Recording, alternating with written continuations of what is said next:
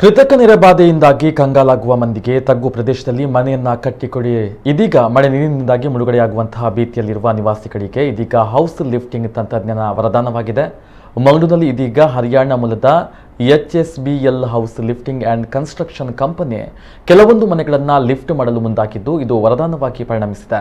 ಮಂಗಳೂರಿನಲ್ಲಿ ಪ್ರತಿ ವರ್ಷ ಕೃತಕ ನೆರೆ ನೀರಿನಿಂದಾಗಿ ಬಾಧೆಗೆ ಒಳಗಾಗುವಂತಹ ಕೊಟ್ಟಾರದ ಮಾಲೆಮಾರ್ ನಿವಾಸಿ ಸುರೇಶ್ ಉಡುಪರ ನಿವಾಸವನ್ನು ಇದೀಗ ಹೌಸ್ ಲಿಫ್ಟಿಂಗ್ ತಂತ್ರಜ್ಞಾನದ ಮೂಲಕ ಮೇಲಕ್ಕೆ ಎತ್ತಲಾಗ್ತಾ ಇದೆ. ಮನೆ ಕಟ್ಟಿದ ಬಳಿಕ ಅದನ್ನು ಬಿಟ್ಟು ಹೋಗುವುದು ಅಸಾಧ್ಯ. ಅಂತಹ ಮಂದಿಗೆ HSBL ಸಂಸ್ಥೆ ಅತ್ಯಾಧುನಿಕ ಜಾಕನ್ನು ಅಳವಡಿಸಿಕೊಂಡು ಮನೆಯನ್ನ ಮೇಲಕ್ಕೆತ್ತುವ ಕೆಲಸವನ್ನ ಮಾಡುವುದು ನೆರವಿಗೆ ಬಂದಿದೆ. ಇನ್ನು ಮನೆಯನ್ನ ಮೇಲಕ್ಕೆತ್ತಿರಿಸುವಂತಹ ನಿರ್ಧರಿಸಿರುವ ಮಾಲೆಮಾರಿನ ನಿವಾಸಿ ಸುರೇಶ್ ಉಡುಪ ಹೇಳುವಂತೆ ರಾಷ್ಟ್ರೀಯ ಹೆದ್ದಾರಿ ಕೆಲಸ ಮಾಡಿದ ಬಳಿ ಇಲ್ಲಿನ ಪರಿಸರದಲ್ಲಿ ಕೃತಕ ನೆರೆ ಸೃಷ್ಟಿಯಾಗಿದೆ. ಕೂಳೂರು, ಪಂಜನಮುಗರು, ಬೋಂದೇಲ್, ಹೆಲಿಫ್ಯಾಡ್, ದೇರೆಬೈಲ್, ಚಿಲಿಂಬಿ ಮೊದಲಾದ ಕಡೆಗಳಲ್ಲಿ ಫುಟ್ಪಾತ್ ಮೇಲ್ಸೇತುವೆ ಇತ್ತು. ಆದರೆ ಇಲ್ಲಿ ರಾಜಕಾಲುವೆ ನಿರ್ಮಾಣ ಇಲ್ಲದೆ ಇದೀಗ ನೀರು ಸೃಷ್ಟಿಯಾಗ್ತಾ ಇದೆ. ಇದರಿಂದ ಇಲ್ಲಿನ ಮನೆಗಳು ನೀರಿನಲ್ಲಿ ಮುಳುಗ್ತಾ ಇವೆ. ಹೀಗಾಗಿ ಸಮಸ್ಯೆ ಸೃಷ್ಟಿಯಾಗ್ತಾ ಇದ್ದು ಹೌಸ್ ಲಿಫ್ಟಿಂಗ್ಗೆ ನಾನು ಮೊರೆ ಹೋಗಬೇಕಾಯಿತು ಎಂದಿದ್ದಾರೆ.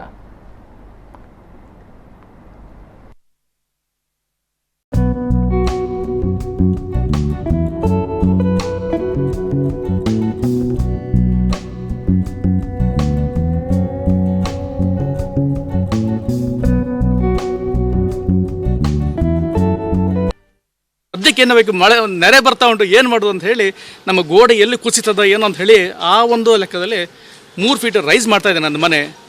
ನೀವು ನೋಡ್ತಾ ಇದ್ದೀರಿ ನೋಡಿ. ಸಾಧಾರಣ ಈಗ ಅವರು ಹೇಳೋದು ಪರ್ ಸ್ಕ್ವೇರ್ ಫೀಟ್ ಲೆಕ್ಕದಲ್ಲಿ 250 ರೂಪಾಯಿ ಪರ್ ಸ್ಕ್ವೇರ್ ಫೀಟ್ ಅಂತ ಹೇಳಿದರೆ ಮೇಲ್ಗಡೆ ನಂದು ರೂಫ್ ಟು ರೂಫ್ ಇವನ್ ಚಜ್ಜ ಕೂಡ ಸೇರಿ ಬರುತ್ತೆ, ಪ್ರೊಜೆಕ್ಷನ್ ಸೇರಿ ಬರುತ್ತೆ ಅವ್ರದ್ದು.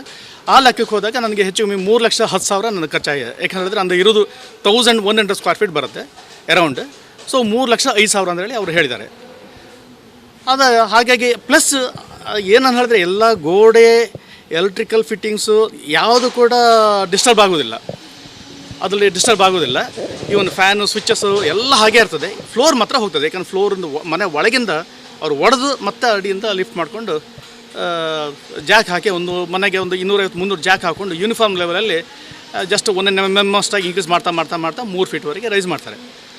ಅದು ಸಿಸ್ಟಮ್ಮು ಒಂಥರ ಹೊಸ ಟೆಕ್ನಿಕ್ ಅಂತ ಹೇಳಿದ್ರೆ ಮಿನಿಮಮ್ ಕಾಸ್ಟಲ್ಲಿ ಮ್ಯಾಕ್ಸಿಮಮ್ ಯುಟಿಲಿಟಿ ಮಾಡ್ಬೋದು. ಎಷ್ಟು ದಿವಸ ತಗೊಳ್ಬೋದು ಇವರಿಗೆ ಲಿಫ್ಟಿಂಗ್ ಮಾಡಲಿಕ್ಕೆ? ಫಸ್ಟ್ ಡಿಗ್ಗಿಂಗಿಗೆ ಸಾಧಾರಣ 1 ವಾರ ತಗೊಂಡ್ರು, ಲಿಫ್ಟಿಂಗ್ ಇನ್ನೊಂದು 10 ದಿವಸಗಳಿಗೆ ಮುಗಿಬೋದು.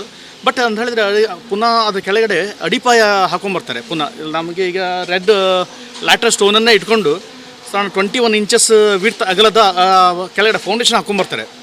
ಸೊ ಅದ್ರ ಮೇಲೆ ಈ ಮನೆ ಬೀಮನ್ನು ಕೂರಿಸ್ತಾ ಇದ್ದಾರೆ. ಈಗ ಮಾಡಿದ್ರಿಂದ ಡ್ಯೂಯಲ್ ಬೆನಿಫಿಟ್.